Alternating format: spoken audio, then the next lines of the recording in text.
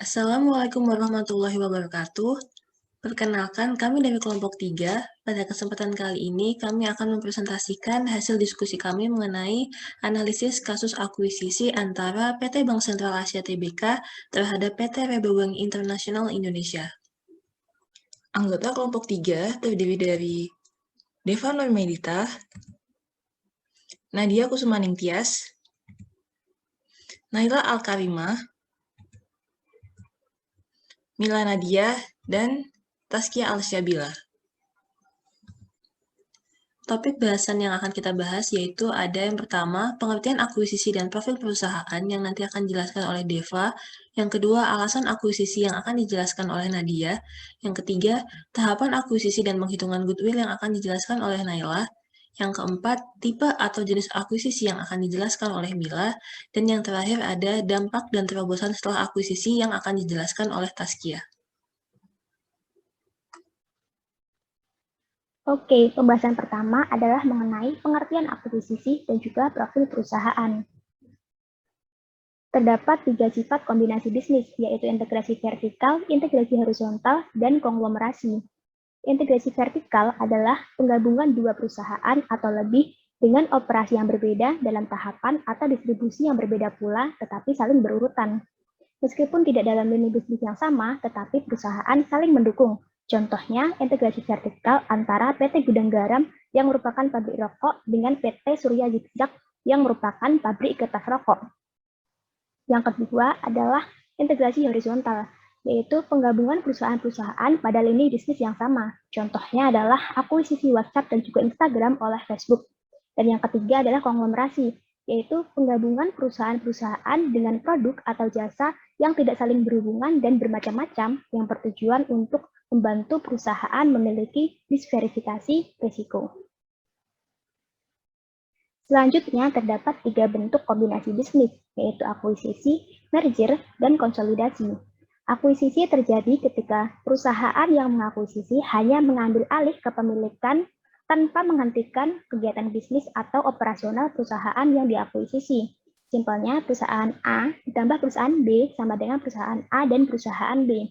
Contohnya adalah akuisisi PT Axis Telkom Indonesia oleh PT XL Axiata, di mana kedua perusahaan masih tetap ada dan masih beroperasi, meskipun mayoritas kepemilikan PT Axis Telkom Indonesia dipegang oleh PT XL Axiata. Yang kedua adalah merger, yaitu penyatuan atau penggabungan perusahaan. Bisa disebut juga dengan pengambil alihan seluruh aktiva dan pasiva suatu perusahaan oleh perusahaan lain. Simpelnya adalah perusahaan A ditambah perusahaan B sama dengan perusahaan A saja atau perusahaan B saja. Contohnya adalah merger antara Lipo Bank dengan Bank CIMB Niaga, di mana Lipo Bank tidak lagi beroperasi dan melebur menjadi satu nama yaitu Bank CIMB Niaga. Dan yang ketiga adalah konsolidasi, yaitu proses peleburan dua perusahaan atau lebih menjadi satu perusahaan baru. Contohnya adalah BBD, Bank Bapindo, Bank Eksim, dan Bank Dagang Negara yang berkonsolidasi menjadi satu bank baru bernama Bank Mandiri. Selanjutnya adalah profil perusahaan, di mana perusahaan yang mengakuisisi adalah PT Bank Sentral Asia Tbk dan perusahaan yang diakuisisi adalah PT Bank Rabobank Internasional Indonesia. PT Bank Sentral Asia adalah bank swasta terbesar di Indonesia. Bank ini didirikan pada 21 Februari 1957. Berikut sejarah PT Bank Sentral Asia. Pada mulanya, NV Perseroan Dagang dan Industri Semarang Knitting Factory berdiri sebagai cikal bakal Bank Sentral Asia. Baru kemudian BCA mulai beroperasi pada 21 Februari 1957 dan berkantor pusat di Jakarta. Terus berkembang hingga akhirnya pada tahun 2018, BCA memasuki lini bisnis baru yaitu perbankan syariah, pembiayaan sepeda motor, asuransi umum, dan juga sekuritas. Berikut adalah laporan posisi keuangan dari PT Bank Sentral Asia pada tahun 2019, di mana jumlah asetnya adalah sebesar Rp899.035.962, jumlah liabilitasnya Rp732.089.376, serta jumlah ekuitasnya adalah Rp166.946.586. Dan berikut laporan laba rugi PT Bank Sentral Asia pada tahun 2019, di mana laba bersihnya adalah sebesar Rp27.263.912. Nah, PT yang diakuisisi adalah PT Bank Rabobank Internasional Indonesia yang telah berganti nama menjadi Bank Interim Indonesia. Rabobank adalah penyedia layanan finansial internasional yang beroperasi berdasarkan prinsip koperasi, di mana kantor pusatnya terletak di Belanda. PT Bank Rabobank Internasional Indonesia secara efektif berubah nama menjadi PT Bank Interim Indonesia pada 24 September 2020. Berikut sejarah PT Bank Rabobank Internasional Indonesia. Pada mulanya, dua bank koperasi di Belanda yang berbeda beroperasi secara terpisah dalam memberikan layanan akses keuangan kepada petani. Kemudian, pada tahun 1972, kedua bank bergabung dan sepakat untuk menggunakan nama Rabobank Nederland. Hingga pada akhirnya, PT Bank Sentral Asia mengakuisisi Rabobank Internasional dan sesuai dengan persetujuan OJK. Pada tahun 2019 juga, Rabobank Group memutuskan untuk berhenti beroperasi di Indonesia secara bertahap yang direncanakan sampai akhir Juni 2020. Berikut laporan posisi keuangan PT Bank Rabobank Internasional Indonesia, di mana total aset pada tahun 2019 adalah Rp2.310.204, total liabilitas Rp1.681.733, dan total ekuitasnya adalah Rp628.471. Dan berikut laporan laba rugi PT Bank Rabobank Internasional Indonesia pada tahun 2019, di mana rugi bersihnya adalah sebesar Rp836.826. Baik, selanjutnya pada topik bahasan yang kedua, saya akan menjelaskan alasan perusahaan melakukan akuisisi secara umum dan juga berdasarkan kasus. Saya akan menjelaskan tujuan Bank Sentral Asia melakukan akuisisi terhadap PT Rabobank. Ada beberapa alasan perusahaan melakukan akuisisi. Pada prinsipnya, terdapat dua motif yang mendorong sebuah perusahaan melakukan merger dan akuisisi, yaitu karena adanya motif ekonomi dan motif non-ekonomi. Motif ekonomi berkaitan dengan esensi tujuan perusahaan, yaitu meningkatkan nilai perusahaan atau memaksimumkan kemakmuran pemegang saham, atau mungkin lebih gampangnya mencari keuntungan yang lebih banyak. Dan di sisi lain, motif non-ekonomi adalah motif yang bukan didasarkan pada esensi tujuan perusahaan, tetapi didasarkan pada keinginan subjektif atau ambisi pribadi pemilik atau manajemen perusahaan. Alasan umum lainnya yaitu dilakukan akuisisi terhadap suatu perusahaan adalah untuk mempercepat pertumbuhan unit usaha tanpa harus membangun sendiri dari awal. Selanjutnya, tujuan umum perusahaan melakukan akuisisi adalah yang pertama, menambah sinergi perusahaan. Akuisisi dilakukan untuk meningkatkan keuntungan atau nilai tambah perusahaan yang ikut dalam proses akuisisi, baik akuisitor maupun yang diakuisisi. Yang kedua, memperluas pangsa pasar. Selain menambah sinergi perusahaan, akuisisi juga dilakukan karena suatu perusahaan ingin memperluas pangsa pasarnya karena perusahaan yang diakuisisi telah memiliki pangsa pasar yang cukup besar. Lalu yang ketiga, melindungi pasar. Ada kalanya akuisisi dilakukan karena ingin mengamankan pasar dari pesaing. Ketika sebuah perusahaan ingin memperkuat posisi pada market tertentu, mengakuisisi perusahaan pesaing dianggap dapat melindungi market yang ingin dikuasai. Lalu yang keempat, mengakuisisi produk tertentu. Salah satu cara mengembangkan bisnis perusahaan yaitu dapat dilakukan dengan menghasilkan produk baru. Ketika perusahaan lain menghasilkan produk berkualitas dan dikehendaki, produk tersebut dapat diakuisisi untuk kemudian dikembangkan lagi. Nah, lalu yang kelima ini memperkuat bisnis utama. Ini merupakan salah satu tujuan dari PT Bank Sentral Asia mengakuisisi PT Rabobank, yaitu untuk memperkuat bisnis utama. Ketika perusahaan satu membeli sebagian aset atau saham dari perusahaan lainnya, maka hal itu akan membuat perusahaan utamanya menjadi lebih kuat dan berkembang. Selanjutnya, manfaat akuisisi. Menurut Bradley Safiro, manfaat akuisisi adalah sebagai berikut. Yang pertama, perusahaan akan mengalami tingkat pertumbuhan yang lebih cepat dalam bisnis sekarang ketimbang melakukan pertumbuhan secara internal.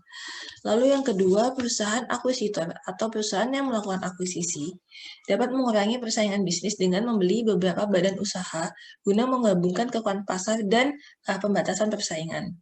Lalu yang ketiga, perusahaan akuisitor dapat memasuki pasar baru penjualan dan pemasaran sekarang yang selama ini belum dapat ditembus. Lalu yang terakhir yaitu adanya peningkatan managerial skill. Peningkatan managerial skill di sini adalah maksudnya membantu manajer dalam mengelola aset-aset badan usaha.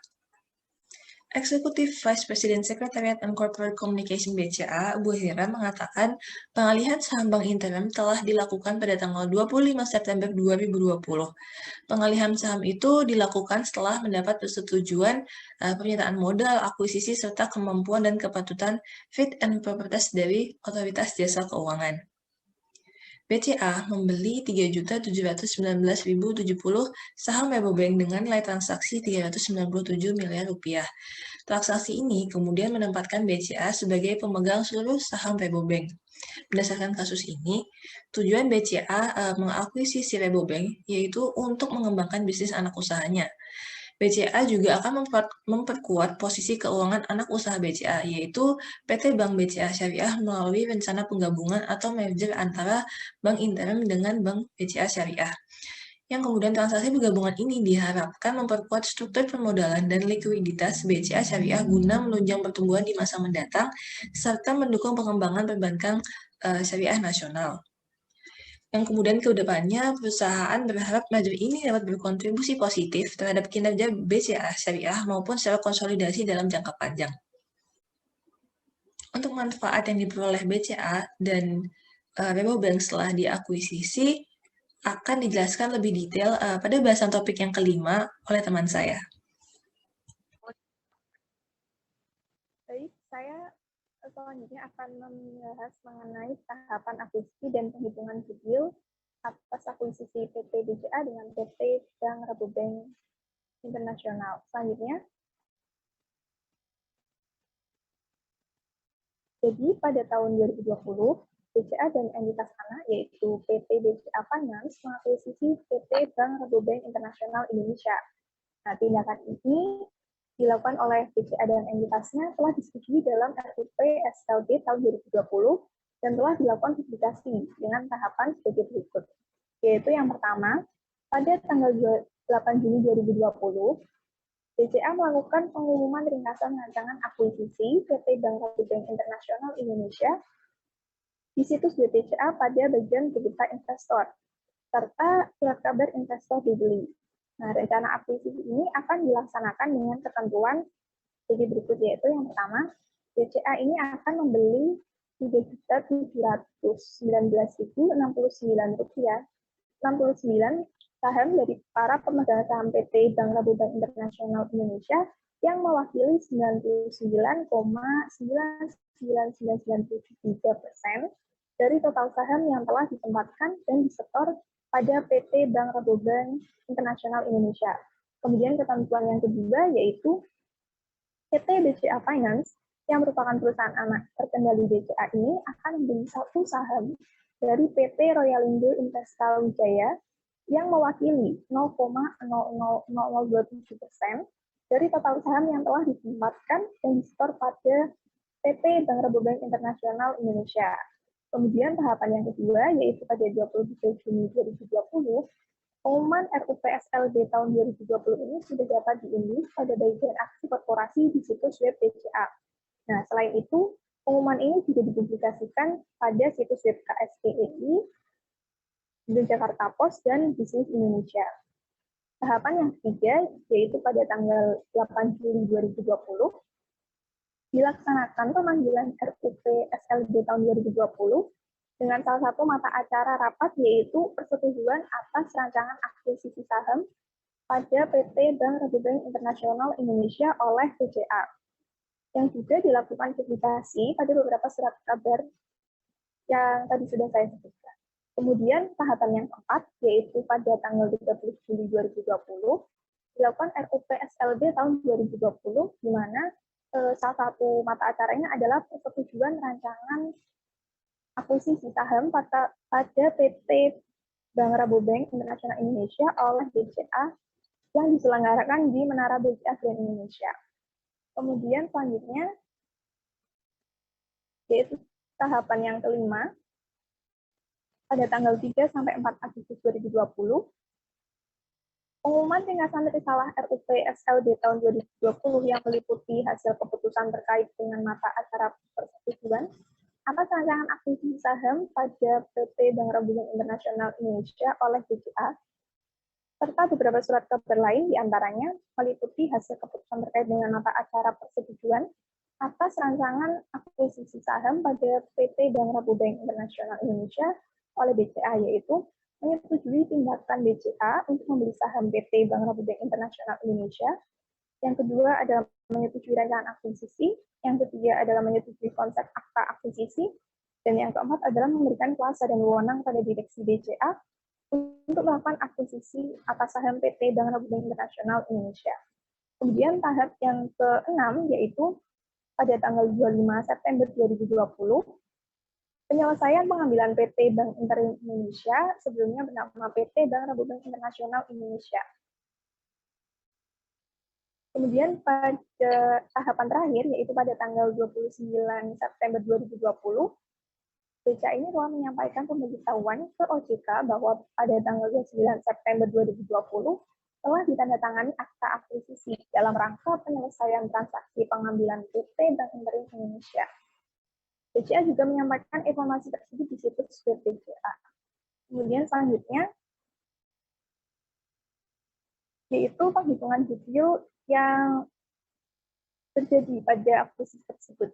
Nah, pada tanggal 25 September 2020, Grup mengakuisisi 100% saham PT Bank Indonesia yang dulu bernama PT Bank Ragunan Internasional Indonesia dengan kepemilikan bank sebesar 99,99% dan melalui PT BCA Finance sebesar 0,01% dengan total harga perolehan adalah sebesar 643.648 juta rupiah.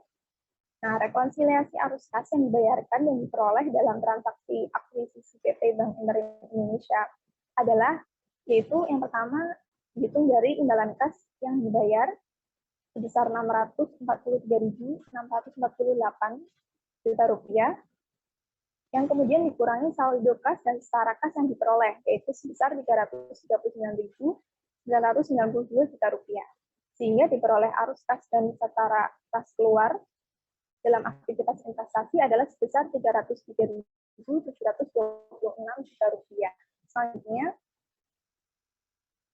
kemudian nilai wajar aset bersih ini teridentifikasi yang diperoleh oleh goodwill yang timbul dari akuisisi tersebut pada tanggal akuisisi adalah dihitung sebagai berikut, yaitu di mana harga pembelian sebesar 600.433.648 juta rupiah ini dikurangi dengan nilai wajar aset bersih yang diperoleh yaitu sebesar 341.277 juta rupiah, sehingga diperoleh goodwill sebesar 302.371 juta rupiah. Nah, biaya yang terkait dengan akuisisi sebesar 16.346 juta rupiah ini telah dibebankan pada beban administrasi pada laporan laba rugi konsolidasian untuk tahun yang berakhir pada 31 Desember 2020. Kemudian akuisisi PT Bank Indonesia ini telah dilaksanakan sesuai dengan peraturan BPPAM LK nomor KAP 347/DL/2012 pada tanggal 25 Juni 2012, yaitu Peraturan 8.G.7 tentang penyajian dan pengungkapan laporan keuangan emiten atas perusahaan publik. Selanjutnya, PT Bank BCA Syariah ini melakukan penggabungan usaha dengan PT Bank Indonesia yang kedudukan di Jakarta. Keputusan penggabungan ini dituangkan dalam Akta nomor 65 tanggal 16 November 2020 yang dibuat di hadapan Notaris Christina Dwi Utami SHM MKM, salah satu notaris Jakarta. Kemudian akta perubahan ini telah mendapat persetujuan dari Menteri Hukum dan Hak Asasi Manusia Republik Indonesia dengan surat keputusan nomor AHU TIP AH.001.10.0012509 pada tanggal 10 Desember 2020. Kemudian pada tanggal 31 Desember 2020, Grup BCA telah melakukan pengujian penurunan nilai terhadap goodwill dari transaksi akuisisi PT Bank Indonesia. Berdasarkan pengujian tersebut, tidak terdapat indikasi penurunan nilai yang terjadi. Baik, yang selanjutnya akan dilanjutkan oleh Baik, di sini saya akan melanjutkan pembahasan berikutnya mengenai tipe atau jenis akuisisi yang dilakukan oleh Bank BCA terhadap Bank Rabobank. Di sini, kelompok kami melakukan pengklasifikasian tipe akuisisi berdasarkan 4 poin. Yang pertama adalah berdasarkan keterkaitan jenis usaha, yang kedua berdasarkan objek akuisisi, yang ketiga adalah berdasarkan kepemilikan, serta yang terakhir adalah berdasarkan ada atau tidaknya hubungan afiliasi di antara pihak terkait. Langsung saja kita masuk ke pembahasan pertama, yaitu berdasarkan keterkaitan jenis usaha. Akuisisi Bank BCA terhadap Bank Rabobank ini merupakan jenis akuisisi horizontal, di mana akuisisi horizontal merupakan jenis akuisisi yang dilakukan oleh suatu perusahaan atas perusahaan target yang memiliki bidang usaha yang sama, sehingga merupakan pesaing di industri yang sama, baik secara produk atau dalam pemasaran. Nah, tujuan dari jenis akuisisi ini adalah untuk memperbesar atau memperluas pangsa pasar. Seperti yang kita ketahui bahwa Bank BCA dan Bank Rabobank ini merupakan usaha yang bergerak di bidang perbankan, di bidang keuangan, seperti itu.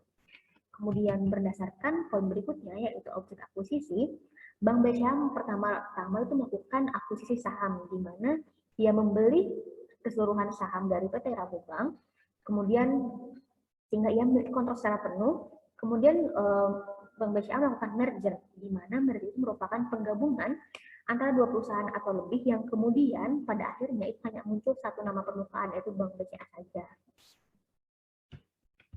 Untuk klasifikasi yang ketiga, yaitu adalah berdasarkan kepemilikan, seperti yang telah saya sebutkan sebelumnya, bahwa akuisisi Bank BCA terhadap Bank Rabobank ini itu dengan membeli saham secara penuh, secara keseluruhan, sebesar kurang lebih hampir mendekati 100%. Nah, persentase tersebut itu terbagi menjadi dua. Yang pertama adalah sebesar 99,9%, itu merupakan kepemilikan secara langsung, dan sisanya merupakan kepemilikan tidak langsung. Nah, dari angka tersebut dapat kita analisis lebih dalam bahwa pada akhirnya Bank BCA ini memiliki kontrol yang lebih untuk mengendalikan bagaimana prospek yang kedepannya.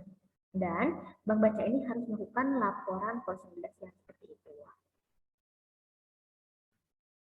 Untuk yang terakhir, itu berdasarkan hubungan afiliasi. Nah, dari hasil analisis yang kami lakukan, Bank BCA dan Bank Rabobank ini tidak memiliki hubungan afiliatif. Mengapa demikian? Hal ini dikarenakan BCA Finance merupakan anak perusahaan terkendali yang secara seluruhnya sahamnya itu dimiliki oleh perseroan. Kemudian baik para pembeli ataupun para penjual itu tidak memiliki hubungan afiliasi berdasarkan peraturan perundang-undangan yang berlaku di bidang pasar modal. Oleh karena itu, transaksi tidak tunduk pada peraturan BAPEPAM-LK 09.1 tentang transaksi afiliasi dan benturan kepentingan transaksi tertentu. Kemudian lampiran atas keputusan Ketua BAPEPAM strip LK nomor Kep strip 412/BL/2019 pada tanggal 25 November 2009. Nah, untuk pembahasan berikutnya akan dilanjutkan oleh rekan saya. Kemudian selanjutnya, pembahasan kita yang terakhir yaitu mengenai dampak dan terobosan setelah adanya aksi akuisisi yang dilakukan oleh PT Bank BCA terhadap Rabobank. Dampak dari adanya aksi akuisisi tersebut, dengan telah ditandatangannya akta akuisisi dan akta jual beli, maka PT Bank BCA telah resmi memiliki seluruh saham Bank Interim yang sebelumnya bernama Rabobank, baik secara langsung maupun tidak langsung. Sehingga Bank Interim telah menjadi anak perusahaan dari PT Bank BCA sebagai pemegang saham kendali yang lebih dari 99%. Kemudian, laporan keuangan dari Bank Interim akan dikonsolidasikan dalam laporan keuangan PT Bank BCA. Setelah adanya aksi akuisisi tersebut, dilanjutkan dengan adanya merger antara BCA Syariah dan Bank Interim. Bersamaan dengan efektifnya aksi merger tersebut, maka resmi berakhir pula Bank Interim. Kemudian, dampak selanjutnya yang dapat dilihat dari adanya aksi akuisisi tersebut adalah mampu menyelamatkan Rabobank dari kondisi keuangan yang tidak sehat.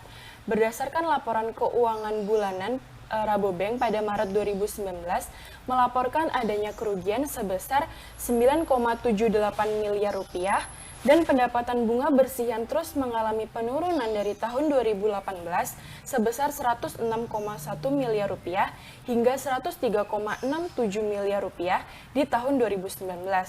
Kemudian pada tahun 2018, Pada bulan Maret, Rabobank melaporkan bahwa aset mencapai 17,38 triliun rupiah dan liabilitas sebesar 15,37 triliun rupiah dengan total ekuitas 2,02 triliun rupiah.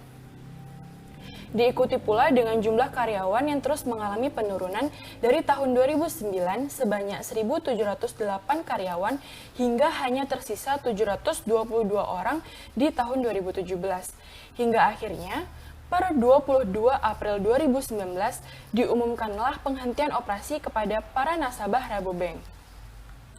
Selanjutnya, mengingat di balik proses akuisisi yang telah dilakukan oleh Bank BCA terhadap Rabobank yang selanjutnya bernama PT Bank Interim Indonesia, selain untuk mendukung program arsitektur perbankan di Indonesia, juga dilakukan oleh BCA dalam rangka mendukung strategi pengembangan anak usahanya. Oleh karena itu, setelah diselesaikannya proses akuisisi secara resmi pada tanggal 25 September 2020, dilanjutkan dengan aksi merger antara PT Bank Interim Indonesia dengan BCA Syariah yang berlaku efektif pada 10 Desember 2020. Di mana kedua bank ini nantinya akan difokuskan ke sektor komersial, usaha kecil menengah atau UKM, dan retail, serta akan menjadikan BCA Syariah menjadi perusahaan penerima penggabungan atau surviving entity. Menanggapi aksi merger ini, peneliti perbankan syariah dari Institute for Development of Economics and Finance atau INDEF menilai aksi merger ini akan menjadi win-win solution baik bagi untuk BCA Syariah maupun Bank Interim. Karena melalui aksi merger ini, neraca dan posisi permodalan dari BCA Syariah akan semakin solid dan lebih baik lagi. Berdasarkan laporan keuangan bulan Juni tahun 2020, BCA Syariah melaporkan ekuitas sebesar 2,4 triliun rupiah, sedangkan ekuitas Rabobank yang kemudian menjadi Bank Interim sebesar 382 miliar rupiah. Kemudian selanjutnya, adanya aksi merger ini akan membantu untuk mencapai tujuan BCA Syariah dalam menyasar pasar retail dan UKM. Adanya Rabobank akan sangat membantu yang memang sebelumnya BCA Syariah hanya fokus pada pasar korporasi. Rabobank sendiri sebelum diakuisisi oleh BCA sangat kuat pada sektor UKM dan retail dengan spesialis bidang pangan dan agribisnis. Dan yang terakhir, meskipun ketika sebelum diakuisisi kondisi keuangan Rabobank sangat buruk hingga merugi, aset yang dimiliki oleh Rabobank akan tetap mampu mendukung permodalan BCA Syariah. Dilihat dari laporan tahunan BCA pada tahun 2020, BCA Syariah mampu menjaga NPF di bawah 1%, yaitu sebesar 0,5%, sedangkan Rabobank mencapai 37% untuk bulan Maret 2020. Meskipun demikian, adanya aksi merger ini akan tetap menambah modal dari BCA Syariah. Hingga pada akhirnya, per Desember 2020, tercatat aset yang dimiliki oleh BCA Syariah sebesar 9,7 triliun rupiah, yang mana hal ini mengalami peningkatan sebesar 12,57% secara tahunan dibandingkan Desember 2019 yang hanya sebesar 8,6 triliun rupiah. Pertumbuhan ini tentu berasal dari penambahan modal dari hasil merger dengan Bank Interim Indonesia dan pertumbuhan dana pihak ketiga yang per Desember 2020 tercatat sebesar 6,8 triliun rupiah, meningkat 10,37% dibandingkan pada Desember 2019. Demikianlah presentasi dari kelompok 3 mengenai akuisisi yang dilakukan oleh Bank BCA terhadap Rabobank. Kurang dan lebihnya kami mohon maaf. Sekian dan terima kasih.